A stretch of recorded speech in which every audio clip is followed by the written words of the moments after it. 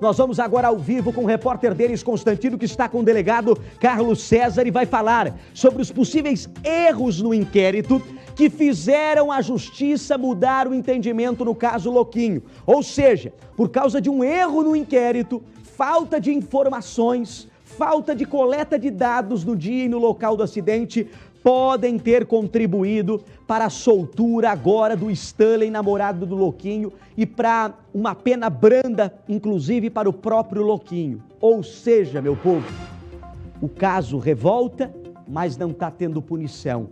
Tudo indica que por erro no inquérito. O que falhou? Conta ao vivo, é você prioridade, Denis Constantino. Oi, Dudu, bom dia para você e para todos os nossos telespectadores aqui do Bom Dia. A gente vai fazer agora, Dudu, uma espécie de cronologia desse acidente que vitimou duas mulheres e deixou duas crianças feridas, envolvendo o influenciador digital Louquinho e também o seu esposo Stanley Gabriel, que nesses últimos dias, ganhou todas as páginas policiais por conta da soltura, que aconteceu na tarde de ontem, depois da mudança do entendimento do judiciário nesse acidente de trânsito que deixou essas duas mulheres mortas e essas duas crianças feridas. Estou ao lado do delegado Carlos César, que presidiu esse inquérito pela Polícia Civil. Delegado, vamos voltar aí ao dia 6 de outubro de 2024, Qual foi a cronologia que foi feita pela polícia para chegar ao entendimento com relação à primeira acusação de Stanley Gabriel e o influenciador digital Louquinho? Bom dia. Bom dia, Denis. A gente tem acompanhado o desenrolar dos fatos. Eu queria só deixar claro que a missão da Polícia Judiciária, nesse caso, ela se encerrou cerca de 30 dias após a instauração do inquérito policial, quando a gente concluiu nossas investigações e relatou o caso e entregou ao Poder Judiciário, A partir daí, o Ministério Público do Estado do Piauí ofertou sua denúncia, o processo criminal foi instaurado e a participação da Polícia Civil, da Polícia Judiciária ou da Delegacia de Trânsito, no caso, se encerrou, Eu vou falar aqui mais do ponto de vista como você falou, da cronologia da data dos fatos, do que ocorreu na época e do que foi investigado pela gente. Eu não quero me manifestar aqui sobre a decisão judicial de mudança de entendimento ou não, que isso é algo que cabe à magistrada, que cabe ao Ministério Público, que é parte do processo penal, questionar ou não. Eu acredito que cabem recursos quanto a isso, mas o trabalho da Polícia Civil já se encerrou há bastante tempo nesse caso. No dia dos fatos, o Louquinho e o Stanley Gabriel, eles foram presos em flagrante delito pela Polícia Rodoviária Federal. Tinha muitos policiais civis no local do fato, foi feita perícia no local do acidente e foram conduzidos para a central de flagrante. Nesse meio tempo, a Polícia Rodoviária Federal submeteu o Stanley Gabriel e o Louquinho a um teste de etilômetro, que o resultado foi basicamente negativo, deu um valor muito irrisório, que a própria Polícia Rodoviária Federal entende que está dentro de uma margem de erro do aparelho, então negativo, basicamente, zero. Eles foram conduzidos até a central de flagrantes, o delegado da central de flagrantes, com base nas poucas provas que tinha até então, basicamente ele tinha a afirmação dos policiais rodoviários federais, ele fez autuação em flagrante delito do Stanley Gabriel por homicídio culposo de trânsito, e do Louquinho apenas pelo crime, que é um crime de menor pena, que é o de entregar veículo à pessoa não habilitada, do qual foi feito um termo circunstanciado de ocorrência. O Stanley Gabriel foi, no dia seguinte, encaminhado para a Central de Inquéritos Policiais, onde é realizada a audiência de custódia, E a promotora de justiça que estava de plantão no dia, já tendo acesso aos vídeos, que naquele momento, no dia seguinte, já começavam a viralizar, já começava a dar toda essa repercussão que o caso tem tido nos últimos meses, entendeu que o Stanley Gabriel estava andando em zigue-zague na BR com o veículo, isso de fato aconteceu, foi confirmado depois por perícia, e que ele teria tentado assustar, ou parecia que ele tinha tentado assustar as vítimas, tirando um fino nas vítimas, E por causa disso teria causado acidente, e ela entendia que isso era homicídio doloso. E o juiz da Central de Inquéritos, o juiz que conduzia a audiência de custódia, também entendeu assim, acatou o pedido da promotora de justiça e decretou a prisão preventiva do Stanley Gabriel. Então, deixar bem claro que o primeiro entendimento, nesse caso, quanto a dolo eventual e o caso ser doloso, partiu realmente do próprio Ministério Público e do Poder Judiciário. Não foi a Polícia Civil que teve essa iniciativa de tratar o caso como doloso. Depois coube a mim, como titular da Delegacia de Trânsito, conduzir todas as provas, carrear todas as provas dos autos, analisar e fazer o relatório. E eu entendi realmente que a promotora tinha razão nos seus argumentos, que o próprio juiz da central que conduziu a audiência de custódia também teve razão na sua decisão e relatei o caso como homicídio doloso, tendo em vista todas as provas carreadas. Repito que nunca foi cogitado no inquérito a questão de ter consumido ou não bebida alcoólica. O indiciamento por homicídio doloso não teve em nenhum ponto um questionamento sobre ter ou não consumido bebida alcoólica, porque teve-se comprovado através de uma aparelhagem técnica que o consumo de álcool estava praticamente zero. O indiciamento por homicídio doloso levou em consideração todas as outras demais provas. Um indivíduo que não tem carteira de habilitação, não tem perícia para dirigir um veículo, porque nunca se submeteu a uma carteira perante o Detran. Ninguém sabe nem se ele tem essa condição de passar nos testes do Detran. Se tivesse condição, dinheiro para eles não faltam para ter a carteira de motorista. Por que não tiraram a carteira de motorista? Conduzindo uma caminhonete, que é um veículo pesado, se não me engano, eu fiz o cálculo na época, de cerca de 1.400 quilos, tem uma caminhonete Rampage daquelas que ele estava dirigindo. Numa BR que estava livre, não tinha tráfego, estava bem, apesar de ser à noite, estava bem iluminado, os laudos se referem a isso. A própria condução da Polícia Federal se refere a isso, com 3 faixas de direção livres e o veículo andando em zigue-zague. Isso foi comprovado pela nossa perícia. A gente conseguiu vídeo de 3 câmeras diferentes.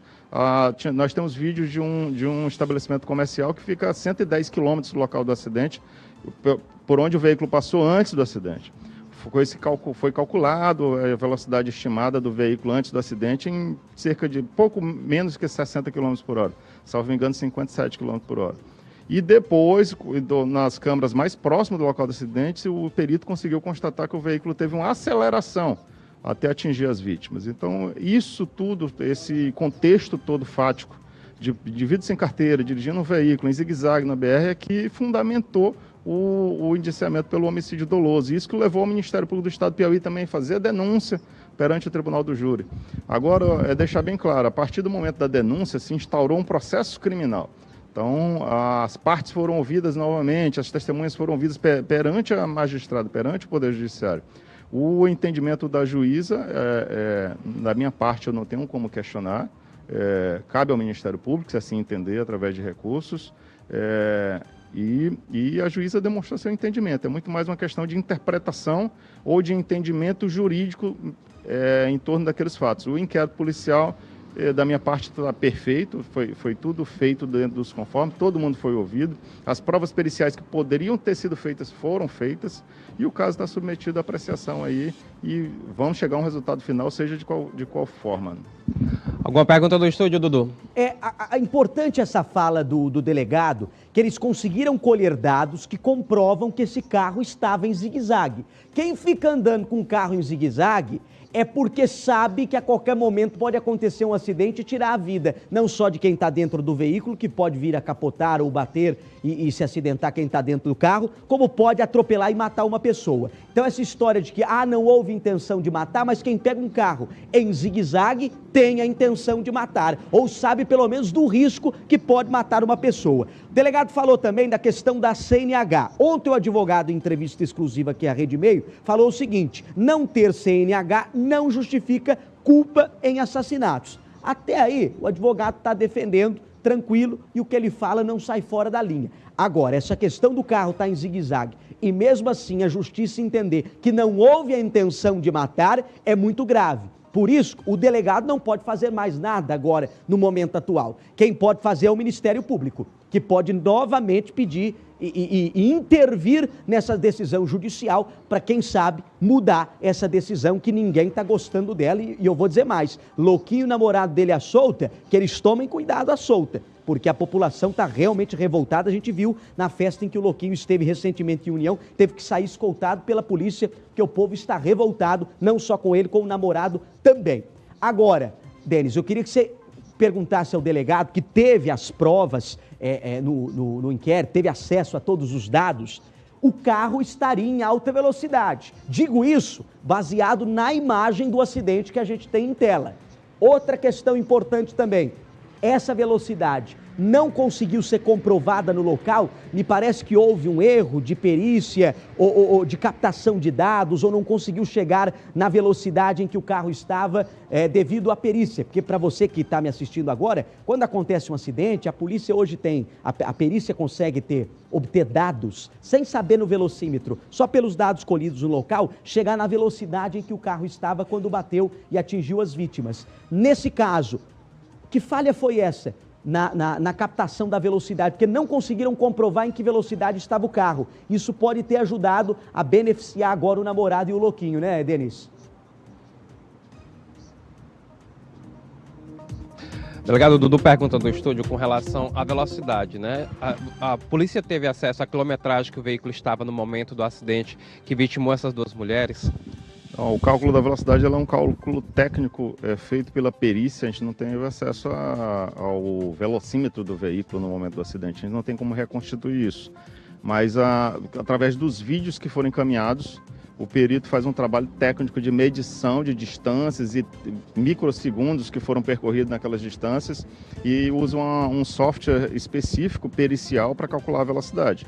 Como ele disse, as câmeras de um estabelecimento a cerca de 110 metros antes do acidente fizeram com que o perito calculasse essa velocidade em torno de 57 km por hora. As câmeras já mais próximo do momento em que o veículo atinge as vítimas já estimam a velocidade em torno de 74 km por hora, como se tivesse tido uma aceleração. Está bem claro também que não houve frenagem do veículo, então o veículo atingiu as vítimas sem tocar nos freios antes. Os freios são acionados muitos metros depois do acidente, já com vítimas caídas ao chão. O perito faz um quadro a quadro do vídeo e mostra já o veículo acionando o freio já cerca de 10, 15, 20 metros depois. O veículo parou mais de 50 metros depois do local do acidente. Delegado, se ele estava a 70 km por hora no momento exato do acidente, né? Qual é a quilometragem permitida na via, principalmente nessa via onde aconteceu o acidente? E se isso pode caracterizar como dolo eventual, né? No caso, se ele estivesse acima da velocidade no momento que atingiu as vítimas.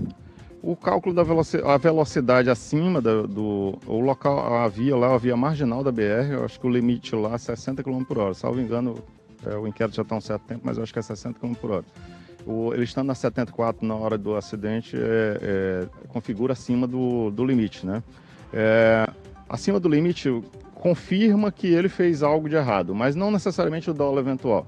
Não é o fato de qualquer pessoa que está acima da velocidade que vai configurar um dolo eventual, uma intenção de matar ou então assumir o risco de matar alguém, tá?